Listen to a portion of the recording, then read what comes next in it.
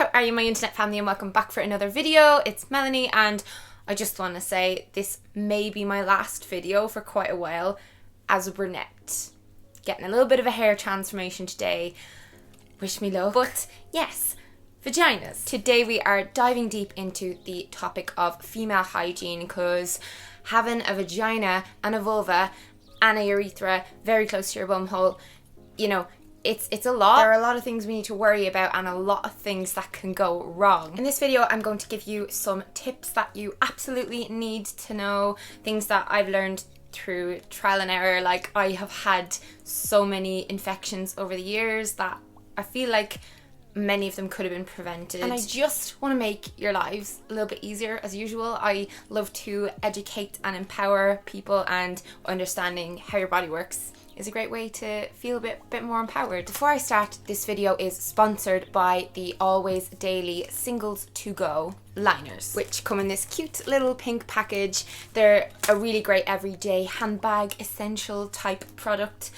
Always are the same brand that have made the pads that soak up my monthly bleeding for the past 18 years of my life. So thanks guys. These are really thin and they absorb natural everyday discharge and dampness and odor, so like especially if you're someone who's on the go a lot, or you go to the gym, things like that, and you want that cotton fresh morning underwear feeling all day, these are your friend. They look like this, they're so teeny, and they have a fresh scent just for like sitting in your undies, and they're dermatologically tested and all that. But yeah, I just love the satisfaction of peeling. Do you ever be in a public bathroom and you're open one of them though, and you're trying to like hide the sound? Just go for it like I do. I just rip it off and stick it in. On this note, I think we should first begin with the subject of discharge. It is completely normal for every single vagina to have a natural odor and to release discharge. Every vagina has its own scent and it's fairly pleasant, but if you are noticing an overpowering smell or a very noticeable vagina smell from down there, especially after it's just freshly washed and stuff like that, that's a bad sign. We'll get to that soon. So vaginas are amazing because they clean themselves, like the way your eyes do. Like, you release tears if any irritants get into your eye and stuff. Discharge is just the stuff that keeps your vagina healthy, but for some reason it's never talked about. I think a big reason for that is probably because a lot of people experience vaginal infections, which causes unpleasant discharge, and that's the taboo thing that no one talks about. And we all need to realize that there is a natural, normal level of discharge that everyone's going to have. Hence why a lot of people wear these even when it's not their time of the month. Lots of people think that a pad is only needed for a period, but just depends on your natural discharge flow. I've been fooled in the past, along with millions of other people, into the industry of vaginal hygiene products and like vaginal deodorants and all these things that you don't realize have a really negative effect on down there. Like, I, in my time, have used things like shampoo to clean down there. I've used men's body wash, like really heavily fragranced ones, and I tried douching and all these things I was doing to combat a nasty kind of, that I perceived as nasty scent, which I just didn't realize was caused by an infection that you can't get rid of or hide the smell of with perfumed products. Those things are actually a huge cause of these infections in the first place. People, listen to me. If the colour of your discharge or your scent down there changes or currently is a bit off and you're just, you know, uncomfortable about it, please go to your doctor, please. The symptoms of some of these things I'm about to talk about can also be symptoms of much worse problems and much more serious things. So yeah, go.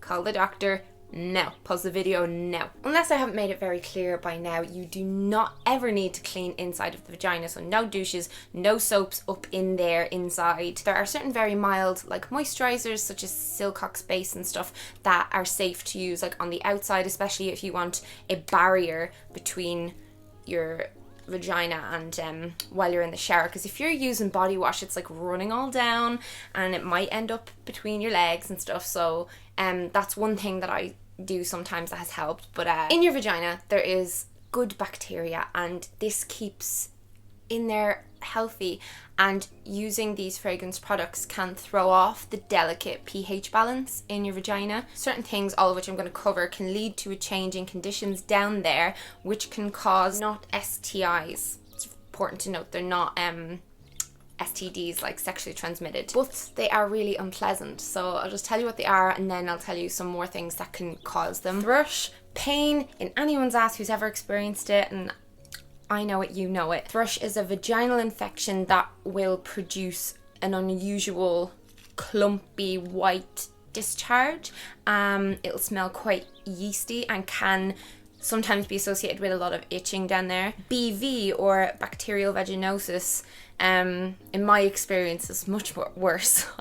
I detest it. It's when the vaginal balance is totally off. It's associated with a very strong, sort of fishy smell that can worsen after sexual intercourse. It's super common amongst people who have got active sex lives. Thing with this is it can cause problems in pregnancy, so it's been linked to miscarriage, which is something a lot of people aren't aware of. It's one of those things that I think a lot of people just assume is normal, and that is like the standard. You've been with women, people who have vaginas, or you have a vagina, you may just kind of associate that, like a BV vagina, as a standard vagina, because it's so common. Like you've no idea how normal it is. Yeah, my experience is not nice, and it's obviously not ideal because it's an infection. As well as perfumed bath and hygiene products, these infections have been linked to wearing very tight clothing down there. So really, really tight skinny jeans, think, or you know, those kinds of jeans and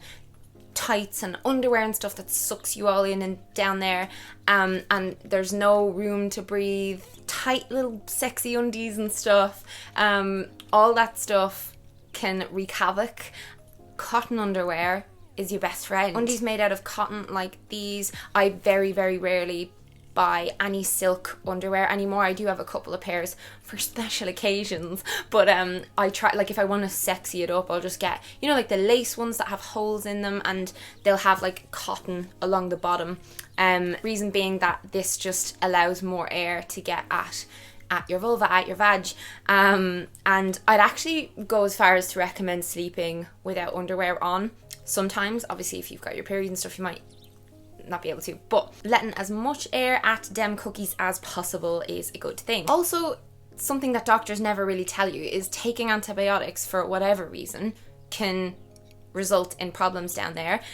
Even if you take antibiotics to treat bacteria vaginosis, BV, that can lead then to thrush. So the last time I got treatment for BV, the doctor actually gave me a tablet for thrush in case thrush was caused by that. So it's like a weird loop. I try and keep myself healthy, and so I can avoid antibiotics and stuff. And I also am a massive believer in taking probiotic supplements, so taking one of these a day and eating tons of yogurt and even things like garlic. You're getting the antifungal, you're getting like those good probiotics and that healthy bacteria which your body needs and can do a lot of good with. I started taking probiotics actually for digestive related issues, but I actually noticed kind of a side effect was very pleasant Vagina Health. It's a tip I've read a lot online over the years, and I just thought I'd mention it here in case it's something that you're not currently doing. But yeah, the symptoms of these things and these things themselves are associated with, you know, uncontrolled diabetes, HIV. So it is important to go to your doctor if just anything feels a bit strange in your knickers. When treating thrush and bacterial vaginosis, in my experience, like the things you get in the pharmacy, like the over-the-counter creams and those kinds of things, pessaries and all, they don't really do anything or much alone. It might help for a few days and then the thing always comes back. I just find that getting the one dose treatments that the doctor prescribes really helps. And then the only time anything will reoccur is if I, you know, way overdo it on bath bombs, or if I'm, you know, wearing really tight jeans a few days in a row, or like having a whole bunch of sexy sex, you know, These things just happen, unfortunately, but it's really important to understand why they're being caused and what you can do to combat them in the future. Oh yeah, and then the lovely urethra being right next to the bum bum.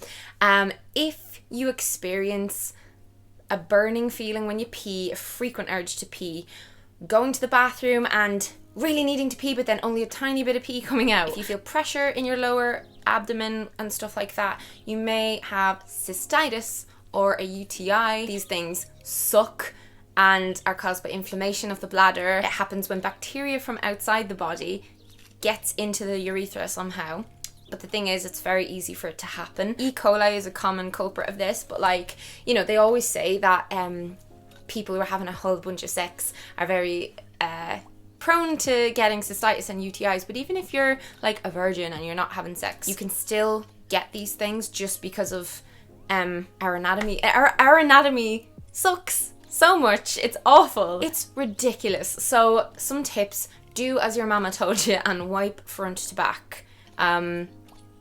Mind blown at how many of my friends don't do that.